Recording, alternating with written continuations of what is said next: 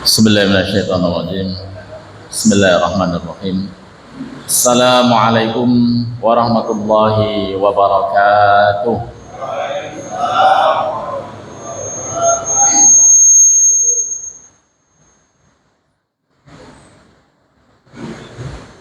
Alhamdulillah. Alhamdulillahilladzi kana bi'ibadihi khabiran basira. Tabarakalladzi ja'ala fis sama'i burujan wa ja'ala fiha sirajan wa qamaran munira. Ashhadu an la ilaha illallah wahdahu la syarika lah wa ashhadu anna Muhammadan abduhu wa rasuluhu alladzi ba'athahu bil haqqi basiran wa nadhira wa da'iya ilal haqqi bi idhnihi wa sirajan munira. Allahumma salli wa sallim ala Muhammadin wa ala alihi wa sahbihi wa sallama tasliman katsira. Ya ayyuhan nasi usikum wa iyaya bitaqwallah wa ta'atihi faqad fazal muttaqun. Ya ayyuhalladzina amanu taqullaha haqqa tuqatih wa la tamutunna illa wa antum muslimun, amma ba'd. Jamaah Masjid Asy-Syakirin yang insyaallah seluruhnya dimuliakan Allah Subhanahu wa taala. Mudah-mudahan semua yang hadir dimudahkan segala urusannya oleh Allah Subhanahu wa taala, dilapangkan segala urusan-urusannya, hutang-hutangnya segera dilunaskan oleh Allah, dan setiap penyakit-penyakitnya semuanya diangkat oleh Allah Subhanahu wa taala. Amin ya rabbal alamin. Alhamdulillah, kita bersyukur kepada Allah Subhanahu wa taala pada pagi subuh di pekan pertama atau ahad pekan pertama di bulan Ramadan 1447 Hijriah. Allah bisa mengumpulkan kita meskipun dalam keadaan hujan, tidak mengurangi semangat kita untuk tetap hadir ke masjid, sholat berjamaah, dilanjutkan dengan kajian taklim. Mudah-mudahan semuanya ini menjadi wasilah sahalallahu bitariqan ilal jannah. Allah mudahkan menuju surganya Allah Subhanahu wa taala. Amin ya rabbal alamin. Jemaah yang dirahmati oleh Allah Subhanahu wa taala, insyaallah pagi hari ini kita akan mengkaji dengan tema menjaga hak anak yatim dalam tradisi tahlil. Dalam tradisi tahlil. Sebetulnya Allah banyak berbicara terkait dengan anak yatim. Ini pembahasannya ada 3 tema sebetulnya, yakni terkait dengan memurnikan ibadah, kemudian nanti terkait dengan hak anak yatim, dan juga tradisi tahlil dalam pandangan beberapa ulama yang akan insyaallah kita sampaikan. Sebetulnya kajian ini bukan untuk menghakimi tradisi, ya, karena tradisi itu selama itu sesuai dengan syariat maka tetap harus kita jaga dan kita rawat. Tetapi jangan sampai kemudian tradisi itu mengalahkan syariat, karena syariat yang harus lebih utama daripada tradisi. Nah, bagaimana kita untuk bisa meluruskan niat, kemudian menjaga agar ibadah kita ini tetap dalam koridor yang sesuai dengan apa yang Allah telah perintahkan, kemudian bagaimana agar hak-hak daripada anak yatim yang mana Allah banyak memuliakan dalam beberapa ayatnya, kemudian semuanya bisa kita laksanakan. Allah sampaikan dalam surah Al-Ma'un, ara'aital ladzi yukadzibu biddin fadzadikal ladzi yad'ul yatim. 2 ayat terkait dengan bagaimana kemudian Allah berbicara terkait dengan anak yatim. Yang pertama, orang yang mendustakan, ara'aital ladzi yukadzibu biddin. Tahukah kalian orang yang mendustakan agama? Fadzalikal ladzi yad'ul yatim, ternyata yang mendustakan agama ditempatkan paling pertama adalah mereka yang menghardik anak yatim. Artinya apa jamaah yang dirahmati Allah Subhanahu wa taala? Perhatian yang begitu sangat besar terhadap anak yatim ini jangan sampai di dalam pengamalan-pengamalan kita ternyata dengan tidak sadar kita termasuk salah satu yang menghardik. Dalam arti yang sangat luas, bisa jadi kita memakan hak-hak daripada anak yatim yang tidak kita sadari. Ada juga yang memang sengaja menjadikan anak yatim sebagai objek, bikin santunan anak yatim setahun sekali atau 2 tahun sekali, bulan Muharram dan bulan Ramadan misalkan. Padahal ya memang bagus, tapi anak yatim kan sama juga sama kita, manusia. Setiap hari mereka butuh makan, nggak cuman setahun 2 kali. Dan itu pun biasanya juga ada beberapa oknum yang menjadikan sebagai sumber pendapatan pokok. Anak yatimnya seolah-olah menjadi objek untuk bisa mengumpulkan harta, tapi ternyata nanti hanya seberapa persen saja yang diberikan kepada anak yatim. Baik jamaah yang dirahmati Allah Subhanahu wa taala. Yang pertama adalah bagaimana hukum memakan harta anak yatim, atau salah satunya tadi yang kita sebut orang yang menghardik anak yatim. Salah satunya adalah mereka yang memakan hartanya anak yatim. Dalam surah An-Nisa ayat yang ke-10, Allah Subhanahu wa taala telah sampaikan, innal ladzina ya'kuluna amwalal yatama zulman innama ya'kuluna fi butunihim naran wa sayaslawna sa'ira. Sesungguhnya innal ladzina ya'kuluna amwalal yatama, sesungguhnya orang-orang yang mereka memakan harta-harta anak yatim zulman, secara zalim. Innama ya'kuluna fi butunihim naran, sesungguhnya mereka itu hanyalah menelan api neraka yang dimasukkan ke dalam fi butunihim, ke dalam perut-perut mereka. Wa sayaslawna sa'ira, dan kelak akan kami masukkan mereka itu ke dalam api neraka yang menyala-nyala. Ini dalil qat'i yang tidak bisa dibantah. Maka menjadi perhatian kita bahwa memakan harta anak yatim sama halnya kita telah menginvestasikan sesuatu yang sangat berbahaya bagi kita, yakni memasukkan bara api neraka ke dalam perut-perut kita. Ini bukan hanya dosa yang ringan, tapi ini adalah dosa besar. Ngeri kan? Ya, ngeri sekali. Tetapi ini betul-betul menjadi perhatian kita. Lalu bagaimana prinsip pengelolaannya? Prinsip pengelolaan harta anak yatim dalam surah An-Nisa ayat yang ke-6 Allah sampaikan, wabtalul yatama hatta idza balagun nikah fa in anastum minhum rusdan fadfa'u ilaihim amwalahum. Dan wabtalu, dan kalian ujilah al yatama, yakni anak-anak yatim, hatta idza balagun nikah, hingga apabila mereka mencapai usia nikah, sampai dijelaskan secara detail oleh Allah Subhanahu wa taala. Kenapa demikian? Karena namanya bocah, mereka nggak tahu apakah uang peninggalan dari ahli waris atau dari almarhum yang mewarisinya itu diberikan secara adil atau tidak. Yang penting dia bisa makan, yang penting dia bisa tercukupi kebutuhannya, dia sudah merasa cukup. Padahal hartanya sebetulnya banyak yang dipakai oleh para walinya.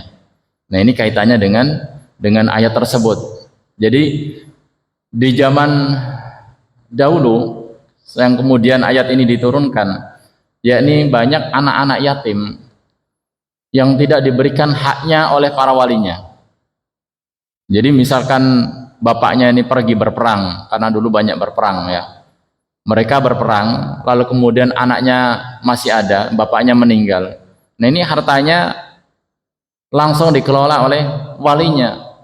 Dan terkadang si anak ini tidak banyak mendapatkan hak-haknya, karena semuanya dimakan oleh walinya, atau hanya ya diberikan hanya sedikit saja. Maka di surah An-Nisa nanti banyak sekali Allah menjelaskan terkait dengan hak-hak anak yatim. Tapi salah satunya di ayat yang ke-6 ini tadi. Fa in anastum minhum rusdan. Kemudian jika kalian sudah melihat si anak tersebut rusdan, secara akal ini sudah cerdas, sudah bisa memilih mana hak dan mana yang batil. Kemudian dia sudah bisa mengelola hartanya sendiri.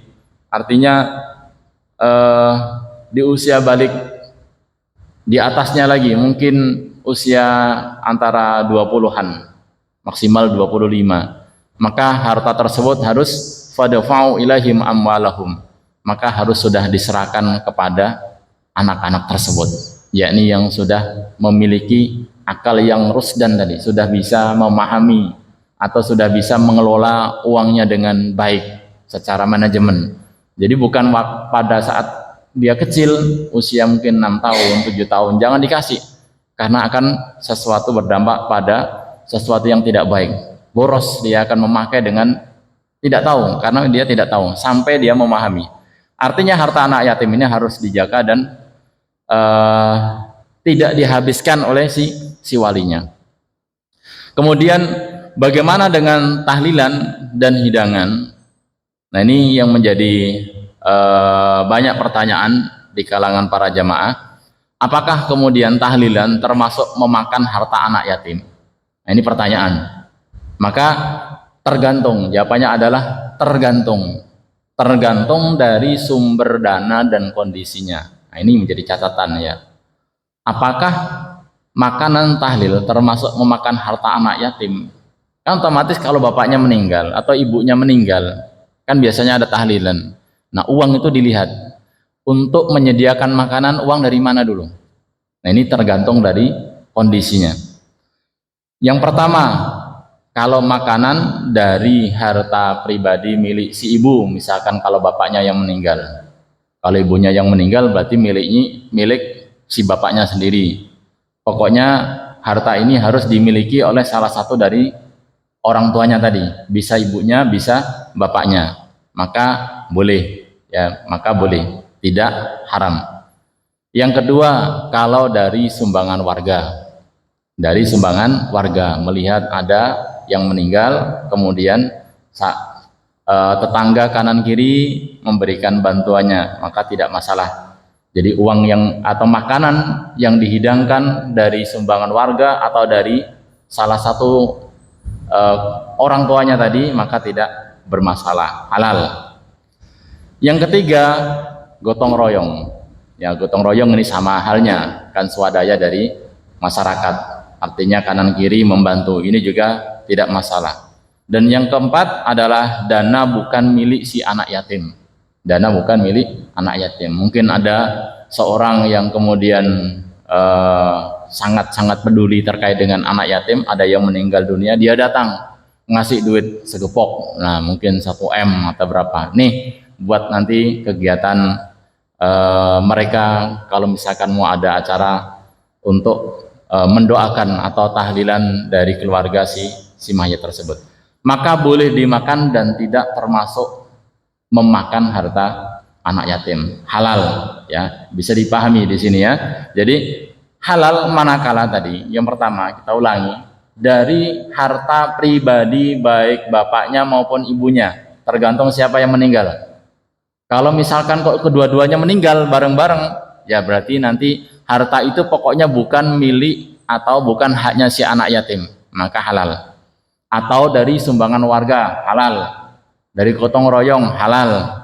Dari orang yang dermawan tiba-tiba datang, itu pun halal. Yang penting bukan hartanya dari anak yatim. Kemudian yang kedua, jika makanan tersebut berasal dari warisan yang belum dibagi, maka hukumnya haram.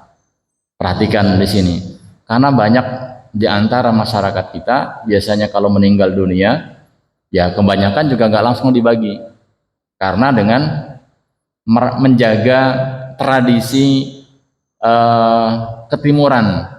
Apa itu? Ada yang bilang, wong kuburannya masih basah kok sudah mau dibagi warisannya.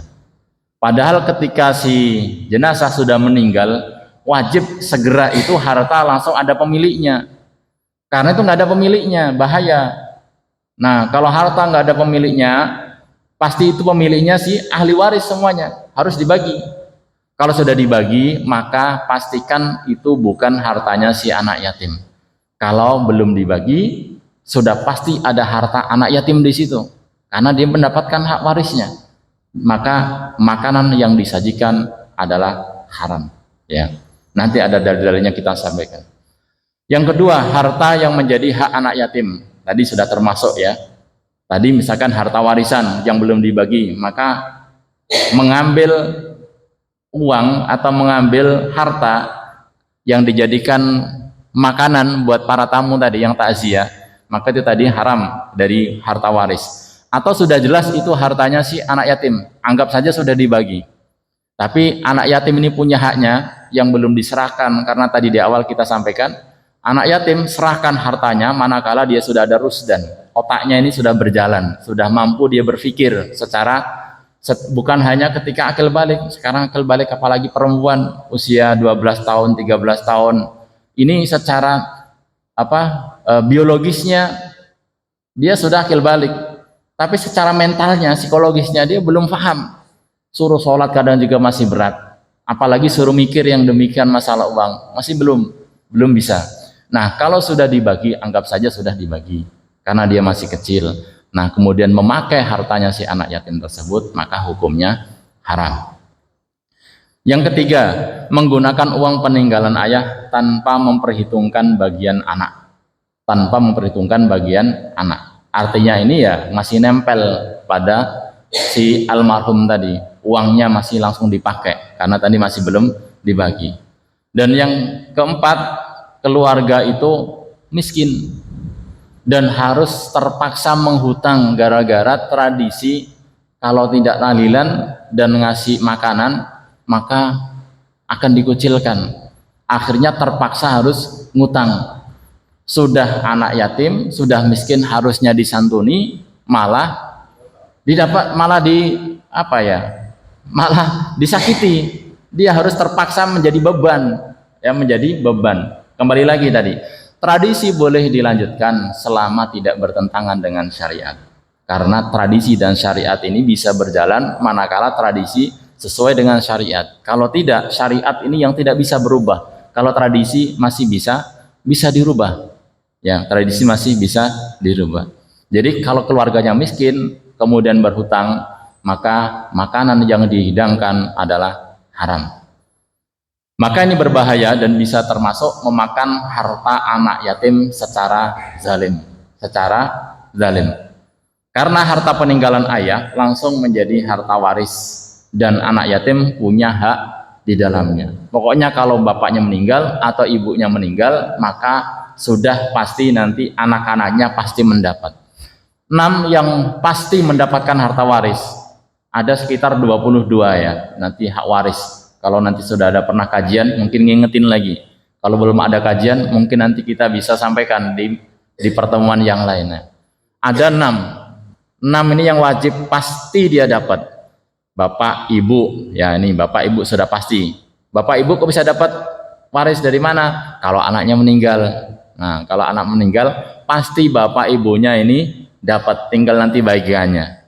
Lalu kemudian ada suami maupun istri. Suami maupun istri. Kalau istrinya meninggal, pasti suaminya dapat. Berapa bagiannya? Nah, nanti teknis. Atau mungkin suaminya yang meninggal, pasti istrinya dapat. Pasti istrinya dapat. Kemudian, tadi sudah 4. Yang kedua, anak. Baik anak laki-laki maupun anak perempuan. Sudah pasti mereka ini dapat. Nah, yang lainnya nanti ada cucu, ada nanti kakek, ada nanti nenek, ada nanti saudara. Itu kalau nanti di antara 6 ini ada yang nggak ada. Artinya mereka bisa terhalang dari 6 ini. Dia beberapa kemungkinan. Nah, tadi ketika si orang tua meninggal, baik ibu maupun bapak, pasti anak dapat harta waris. Kalau belum dibagi, maka kemudian hartanya tadi dipakai buat untuk makan suguhan yang bertakziah tamu, maka hati-hati, ini hukumnya haram. Yang menyediakan haram, yang makan juga haram. Maka semua yang terlibat di dalamnya berdosa. Dosanya bukan dosa kecil, tapi dosa besar. Tadi sama halnya dengan fi butunihim naron. Dia sama halnya telah berinvestasi makanan yang haram atau bara api ke dalam perutnya. Selanjutnya, bagaimana sunahnya? Sunahnya adalah tetangga yang memberi makan. Tetangga yang memberi makan. Jadi dalam Islam ketika ada yang meninggal, harusnya itu tetangga ini yang dianjurkan memberi makan kepada keluarga yang almarhum tadi, yang mayit tadi. Dalilnya dari Abdullah bin Ja'far radhiyallahu an bahwa Rasulullah SAW bersabda ya di dalam hadis riwayat Abu Daud dan juga Al Imam At-Tirmidzi, isna'u li ali Ja'farin ta'aman faqad atahum ma yasghaluhum. Isna'u, buatkanlah li ali Ja'farin ta'aman, buatkanlah makanan kepada keluarga Ja'far, karena Ja'far ini ada yang meninggal. Faqad atahum ma yasghaluhum, maka sungguh dia telah mendatangkan kepada mereka apa yang telah menyibukkan mereka. Maksudnya adalah di keluarga Ja'far ini ada yang meninggal, lalu kemudian dia sudah sibuk dengan keluarganya meninggal. Jangan disibukkan lagi dengan harus menyediakan makanan untuk para taziah. Nah, ini tugasnya tetangga. Kalau di sini ada DKM, maka tugasnya DKM. DKM mensosialisasikan agar tetap, bukan berarti tahlil itu tidak boleh, caranya saja yang harus dibenerin. Jadi caranya yang harus dibenerin. Jangan sampai nanti mengambil harta dari si keluarga si mayit tadi. Maka tadi tetangga kanan kiri, atau mungkin ada paguyuban, mungkin kalau dulu anak di Surabaya namanya perhimpunan kifayah. Nah, perhimpunan kifayah itu iuran tiap bulan, tapi ketika ada salah satu anggota yang meninggal, maka nanti mereka sudah dapat fasilitas, dikasih nanti, karena mereka sama dengan seperti asuransi. Yang meninggal pasti nanti dijamin, semuanya diurusin dari perhimpunan tersebut. Nah, ini nanti juga bisa menjadi program daripada DKM, sehingga tidak membebankan daripada keluarga si mayat tadi. Maka ini menunjukkan sesuatu yang benar, dan masyarakat membantu keluarga duka, dan bukan malah sebaliknya. Datang gara-gara ada yang meninggal, malah ke sana untuk bisa mendapatkan makanan. Nah, makanannya ini nanti dilihat, boleh dimakan asal tadi sesuai dengan apa yang sudah kita sampaikan tadi. Kemudian bagaimana pendapat beberapa ulama tentang membuat jamuan dari keluarga si mayit? Sebagian ulama memakruhkan, dan bahkan ada yang membid'ahkan jika keluarga mayit justru membuat jamuan. Nah, tadi yang sudah kita sampaikan, menjadi haram kalau nanti malah keluarga mayit ini mengupayakan dari harta si yang meninggal tersebut. Di dalam hadis riwayat Jarir bin Abdullah radhiyallahu an, bahwa Nabi SAW bersabda dalam hadis riwayat Ibnu Majah, kunna na'udul ijtima'a ila ahlil mayyiti wa san'atat ta'ami ba'da dafnihi minan niyahah. Kami dahulu menganggap berkumpul di rumah keluarga masjid dan mereka membuat makanan setelah penguburan, semuanya itu adalah termasuk bagian daripada nihayah. Nihayah itu apa? Nihayah itu adalah ratapan. Maksudnya dalam hadis ini adalah terkait dengan tradisi setelah pemakaman, khususnya biasanya orang-orang bertakziah kumpul di keluarga yang meninggal tersebut. Maka keluarga yang meninggal biasanya membuatkan makanan untuk para tamu. Dulu pernah terjadi demikian. Nah, hal ini dianggap oleh sahabat sebagai bagian daripada nihayah atau ratapan. Apa maksudnya ratapan atau nihayah itu? Maksudnya adalah meratapi si mayit secara berlebihan. Nah, ini ada juga tradisi yang demikian di Medan apa di Batak ya, kalau tidak salah. Jadi mereka sampai membayar masyarakat agar menangis mungkin 3 hari mereka harus menangis untuk meratapi jenazah tadi. Padahal ya itu karena memang mungkin bisa jadi bukan budaya kita, tapi hampir kebanyakan di antara mereka itu ya kalau ada yang meninggal pasti harus meratap. Kalau nggak meratap malah dianggap sombong. Nah, itu karena sudah menjadi tradisi. Nah, kalau tradisi demikian di Islam maka harus dihilangkan. Tidak boleh meratapi secara berlebihan. Kemudian menangis disertai dengan teriakan-teriakan, dengan mengeluh sampai meratap-ratap, bahkan sampai dengan ritual-ritual tertentu kalau sudah ada yang meninggal. Nah, ini bukan tradisi Islam. Termasuk bagian daripada kebiasaan jahiliyah di masa lalu. Dan ini sangat ditentang di dalam Islam. Maka dalam banyak hadis disebutkan bahwa nihayah termasuk perbuatan yang tidak dibenarkan. Jadi ketika Jarir mengatakan kami dahulu menganggap, maksudnya adalah sahabat itu membuat acara kumpul-kumpul menyediakan makanan bagi keluarga yang meninggal tadi. Yakni setelah pemakaman atau bagian tambahan ketika dalam acara perkabungan atau berkabung tersebut. Nah, itu dianggap sangat-sangat memberatkan keluarga bagi si mayit, sangat memberatkan. Tapi kan nggak apa-apa Ustadz, sudah biasa kita seperti itu.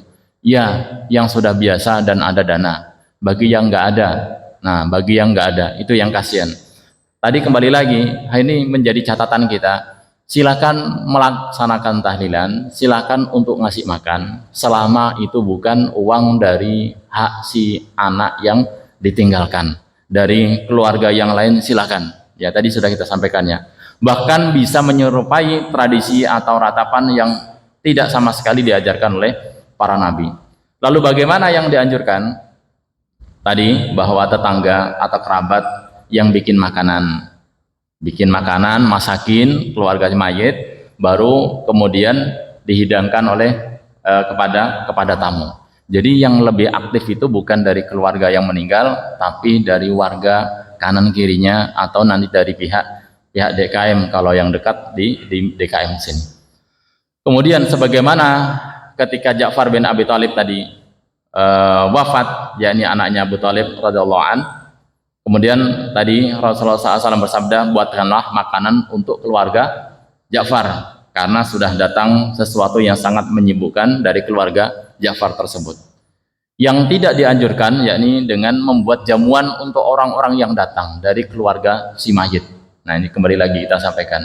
Keluarga mayit jangan sampai dibebani kalau sudah ada meninggal, itu mereka sudah sibuk, sudah sedih, sudah terbebani dengan keluarga yang meninggal, jangan ditambah-tambahin lagi.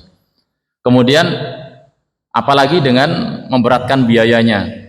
Kemudian disertai dengan keyakinan khusus bahwa kalau nanti tidak dilaksanakan demikian, maka nanti akan demikian. Nah, ini tidak ada dalilnya. Jadi ini hanya sebatas tradisi saja. Jadi kalau tradisi jangan dihubung-hubungkan dengan ibadah kita. Jadi kesimpulannya jamaah mati Allah Subhanahu wa taala bahwa Islam meringankan keluarga yang ditinggalkan atau keluarga almarhum tadi, bukan malah menambah beban dengan tradisi jamuan. Berkumpul atau sekedar takziah silakan, boleh dan tidak dilarang, selama tadi tidak memberatkan dari keluarga si mayit. Tetapi menjadikannya sebagai acara resmi dengan hidangan dari keluarga si jenazah atau uangnya tadi dari keluarga si anak yatim yang ditinggalkan tadi, maka ini bagian dari praktek yang sangat tidak dianjurkan di dalam Islam.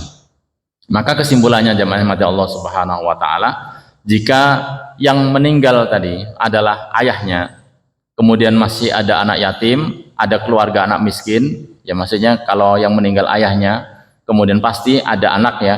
Kalau nggak ada anak ya nggak masalah. Kalau ada anak misalkan, karena tadi bahasanya adalah ada anak, berarti anaknya adalah anak yatim. Apalagi kemudian anaknya ini keluarganya miskin. Nah, makanan yang dibuat dari harta warisan dan menghabiskan uang peninggalan tadi, maka hukumnya adalah secara zalim atau yang disebut dengan haram. Tapi kalau dana sumbangan dari warga setempat, maka tidak termasuk sesuatu yang